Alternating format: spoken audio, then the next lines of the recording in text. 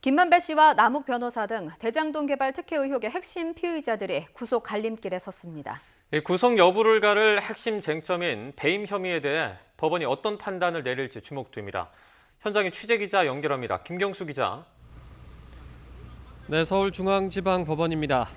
지난달 구속영장이 기각됐던 김만배 씨는 오늘 또 영장 심사를 받았는데 어떻게 진행됐습니까?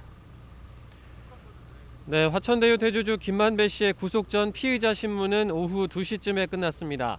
오전부터 3시간 반 정도 진행이 됐는데요. 검찰과 변호인단 양측 모두 PPT 자료를 활용해가며 공방을 벌였고 주요 쟁점은 배임 혐의 성립 여부와 배임 액수 산정 방식 등이었던 것으로 전해졌습니다. 신문을 마치고 나온 김 씨는 정영학 회계사가 설계하고 쌓아올린 성을 검찰이 공격하고 있는데 자신이 잘 모르는 것을 방어해야 해 곤혹스러웠다는 취지로 말했습니다. 김 씨는 구속심사를 받기 전에도 사업 당시 성남시 정책에 따랐을 뿐이라며 혐의를 모두 부인했는데요. 직접 들어보시죠. 배임 관련해서 이재명 후보 지침 따랐을 뿐이라는 입장 어떻게 생각하시나요? 이제 그분은 뭐 최선의 행정을 하신 거고 저희는 그분의 그 어떤 행정 지침이나 이런 걸 보고 한 거기 때문에 그분은 그분 나름대로 최선을 다하신 거고 행정을 저희는 이제 시가 내놓은 정책에 따라서 공모에 진행한 것이라고 생각합니다.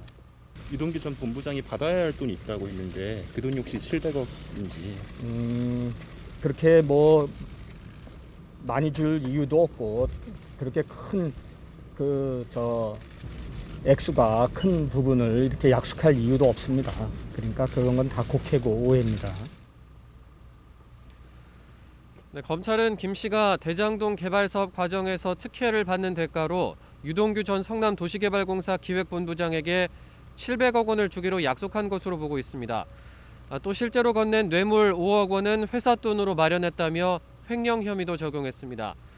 과거 화천대유 고문이었던 원유철 전 미래한국당 대표 부인 등에게 허위급여 4억 4천여만 원을 지급한 부분도 횡령 혐의에 포함이 됐습니다. 네, 김만배 씨와 함께 배임 공범으로 지목이 된 남욱 변호사와 정민용 변호사도 오늘 오후에 구속 심사를 받았죠. 네, 화천대유 관계사 천화동인 4호의 실소유주인 남욱 변호사의 영장 심사는 오후 3시부터 2시간 정도 진행이 됐습니다. 구속심사 전 혐의를 인정하느냐는 취재진 질문에 남 변호사는 말을 아꼈습니다. 오늘 영장 청구대 심경이 어떠세요? 어떤 점 위주로 설명하실 건가요? 배임 혐의는 인정하세요?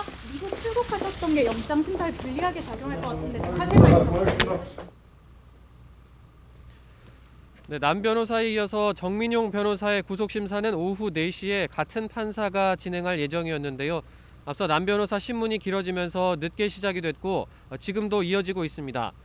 정 변호사는 성남도시개발공사에 근무하며 공모지침서 작성과 민간사업자 선정 과정에 깊숙이 관여한 것으로 알려져 있습니다.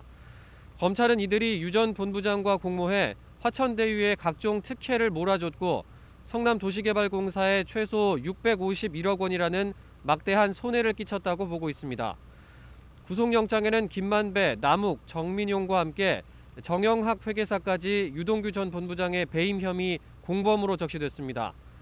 검찰은 정 변호사와 유 전 본부장이 함께 만든 유원홀딩스에 남욱 변호사가 투자금이라며 건넨 35억 원도 뇌물로 보고 있습니다. 만약 법원이 검찰 주장을 받아들여 구속영장을 발부할 경우 성남시 윗선 조사 등으로 수사가 확대될 것으로 보입니다. 오늘 구속심사를 받은 3사람은 서울구치소에서 결과를 기다리게 되는데요. 영장 발부 여부는 오늘 밤이나 내일 새벽쯤 결정될 것으로 보입니다. 지금까지 서울중앙지법에서 전해드렸습니다.